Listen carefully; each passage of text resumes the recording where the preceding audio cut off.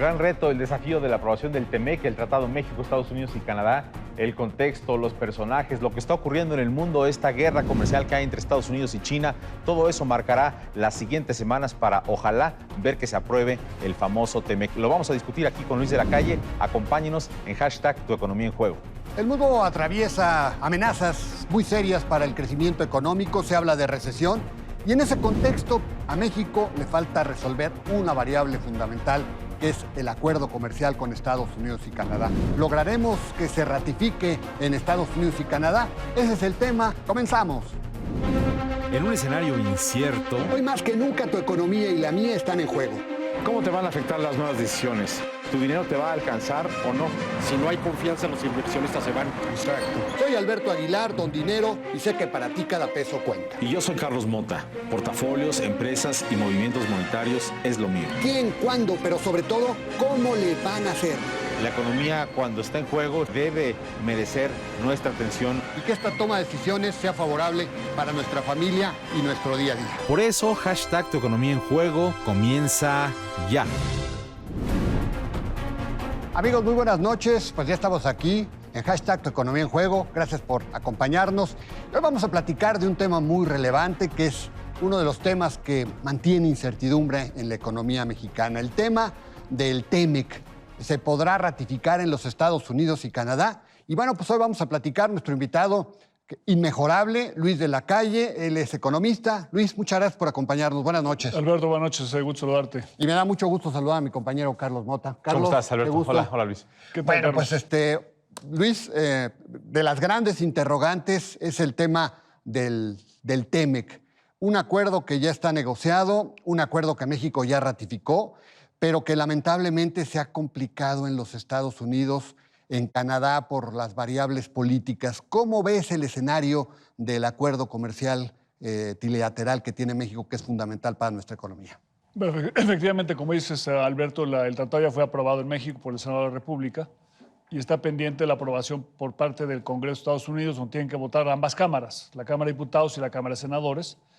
Y la gran pregunta es si los demócratas, que tienen en diputados como líder a Nancy Pelosi, a la señora Pelosi, pueden colaborar con Donald Trump, déjate sobre el tratado, sino sobre cualquier tema, y aprobarlo en las próximas semanas.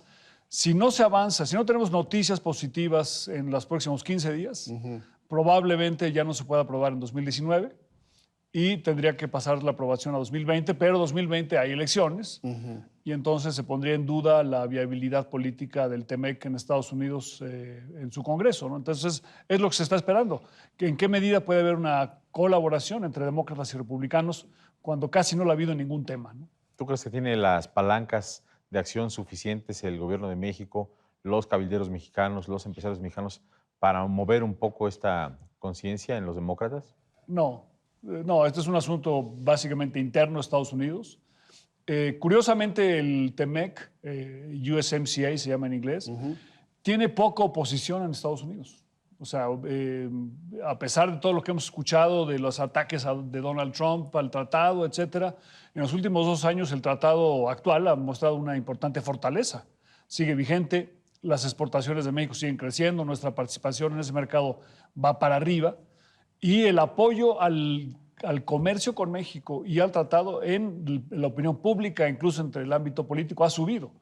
La única duda no es tanto de si se acepta o no a México como socio, como fue hace 25 años, sino si se pueden poner de acuerdo Nancy Pelosi y Donald Trump por el nivel de polarización que hay en Estados Unidos, ¿no? Entonces, esa es la discusión. Ahora, Luis, hace unos días estuvieron por aquí un grupo de legisladores de los Estados Unidos y entiendo que pues, hubo un ejercicio ahí muy especial porque se hizo una visita a una firma llantera, no los dejaron entrar, una firma llantera que sabemos paga poco. De Estados Unidos. De Estados Unidos, pero que está aquí, que tiene su planta aquí.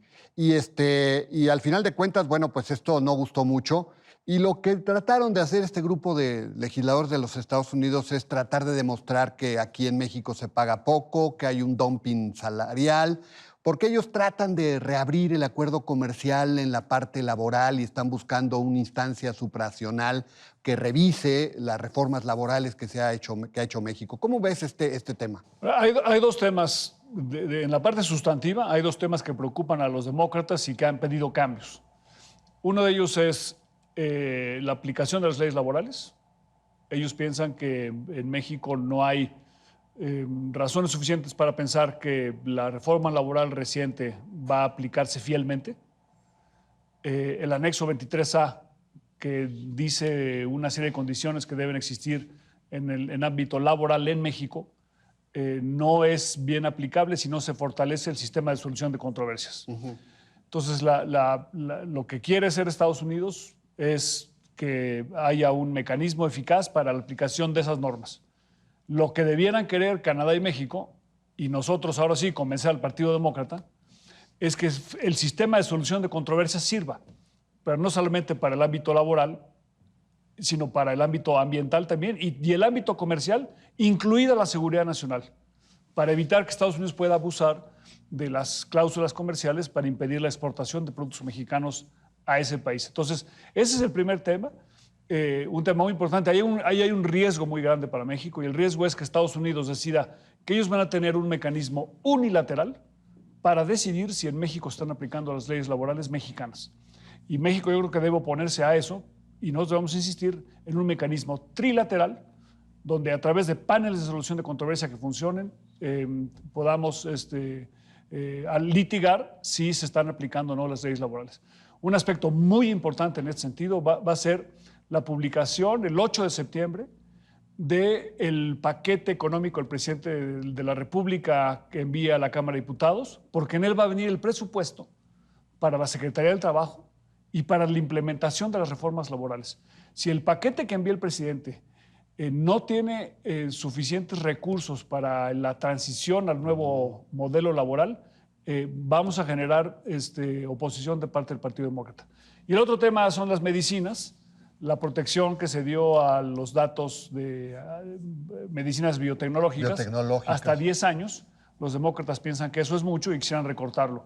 México y Canadá no tendrían ningún problema que se recortara. Habíamos aceptado 8 años en TPP, pero originalmente la propuesta nuestra era 5 años. Entonces ahí lo podemos recortar sin problema. Esos dos cambios implicarían modificar el tratado. Ahora, hay un contexto muy particular en el que está ocurriendo todo esto, y ese contexto yo creo que está lleno de riesgos y de oportunidades. Y quisiera tu respuesta en el sentido de qué pasa con China, Estados Unidos. Está esta guerra comercial enorme en donde prácticamente cada día, a veces 2, 3 veces a la semana, cambiamos de realidad en relación a si están sentados a la mesa de negociación Estados Unidos con ese país o no. Por otro lado, lo que ocurrió en Biarritz ahora en el G7, esta idea de Donald Trump de llegar a un acuerdo con Japón para otro tratado comercial, un acuerdo de alguna naturaleza, su alianza con Boris Johnson en el Reino Unido. Este contexto global, hay quien dice, bueno, México se puede beneficiar, por lo menos en este momento, en donde todavía no ha sido aprobado el TEMEC, de la circunstancia con China. Pero hay otra visión que dice, no, realmente vamos a perder todos porque las bolsas se descalabran gravemente y los prospectos de la economía y el PIB global se van para abajo, con México, por supuesto, incluido. En el corto plazo perdemos todos, en el sentido de que los mercados de capitales reaccionan primero y entonces se castiga a las monedas, incluido al peso, a la bolsa de valores, etc. Pero en la economía real, el diferendo entre China y Estados Unidos es altamente favorable para México, porque le permite 3 cosas. Uno es sustituir a China en Estados Unidos. China es el primer proveedor del mundo de Estados Unidos, tienen 16.5% del mercado de Estados Unidos. Nosotros somos el segundo y tenemos 14.5%. O sea, 14.5%, para que se den cuenta, es 3 veces lo que exporta Alemania. O sea, es monstruosamente grande. Somos más grandes que Japón, mucho más grandes que Alemania y somos más grandes que Canadá, solamente detrás de China. En segundo lugar, podemos sustituir a Estados Unidos en China. Por ejemplo, anunció la semana pasada el gobierno chino que va a imponer aranceles de 25% a la importación de automóviles de Estados Unidos. Bueno, esos automóviles los podemos mandar nosotros. Y México no va a pagar 25%, sino que vamos a pagar un arancel mucho más pequeño para entrar al mercado chino. Y después debemos proponernos como el mejor antídoto para diversificar la exposición al riesgo chino. Si tú eres una gran empresa que has invertido en China en los últimos 20 años, el 70% de tu capacidad de manufactura, tienes un nivel de exposición a China que es muy alto. Entonces, independientemente que Trump le ponga o no aranceles, el solo hecho que haya tensiones comerciales crea un incentivo para que esas empresas busquen una alternativa. Y en los últimos meses, muchas de esas empresas han estado explorando la posibilidad de establecerse en México para exportar. Entonces, si tuviéramos, digamos, una visión y vendiéramos el país sólido, competitivo, atractivo, estaríamos ahorita recibiendo flujos muy importantes de inversión por la diversión del comercio y la inversión, resultado de las fricciones entre China y Estados Unidos. Y políticamente en el Congreso de Estados Unidos, el mejor argumento para pasar el TEMEC, es decir, Estados Unidos será más competitivo con respecto a China si lo hace conjuntamente con Canadá y México. Luis, en el contexto de esta guerra comercial que se está viviendo entre Estados Unidos y China, un tema pues, que hoy hay en el mundo es ¿recesión o no recesión en el mundo? ¿Tú qué ves? ¿Cómo ves? Porque al final de cuentas lo que estamos viendo es que todos los días se están ajustando los pronósticos de crecimiento para el mundo. Estamos esperando los datos del Fondo Monetario Internacional de otoño, que seguramente vendrán a la baja. Pero hablar de recesión, ¿cómo lo ves tú? Yo apostaría que vamos a tener una recesión. O sea, yo creo que México, y sobre todo las autoridades en México, deben suponer que en los próximos meses o años, durante el gobierno de Andrés Manuel López Obrador, la probabilidad de que haya una recesión en Estados Unidos es 100%. Entonces tú lo que tienes que hacer es prepararte para esa eventualidad, para que puedas crecer cuando Estados Unidos no esté creciendo. ¿Cómo creces cuando Estados Unidos no esté creciendo? Ganando participación de mercado. O sea, nuestras exportaciones, que contribuyen en el 50% del crecimiento de México en los últimos años, han sido las exportaciones, mayoritariamente Estados Unidos. ¿Cómo creces tú cuando la economía de Estados Unidos no crece? Bueno, tienes que quitarle rebanada del pastel a otro. ¿A quién le podemos quitar? A China. Entonces, regresamos al mismo tema. Dada la coyuntura de las tensiones comerciales entre China y Estados Unidos, ¿cómo posicionas a México para evitar que si se desacelera Estados Unidos porque entra en una recesión, nosotros podamos crecer más o en lugar de menos, ganando participación de mercado? Ahora, eso no está ocurriendo. A mí me da la impresión de que México es totalmente reactivo e inercial a las circunstancias. No solamente está ocurriendo, sino que parece que estamos mandando señales incluso al revés. Bueno, pues Luis, muchas gracias. Te agradecemos mucho el que nos hayas acompañado esta noche. Como siempre, un verdadero placer y muy interesante. Gracias. Gracias, Luis. Encantado, Alberto. Bueno, él es Carlos. Luis de la Calle, economista, un experto en muchos temas. Carlos Buenas Mota, noches. como siempre, Gracias, un verdadero Alberto. placer. Y amigos, pues gracias por habernos sintonizado y le invitamos a que nos sintonice el próximo miércoles. Buenas noches.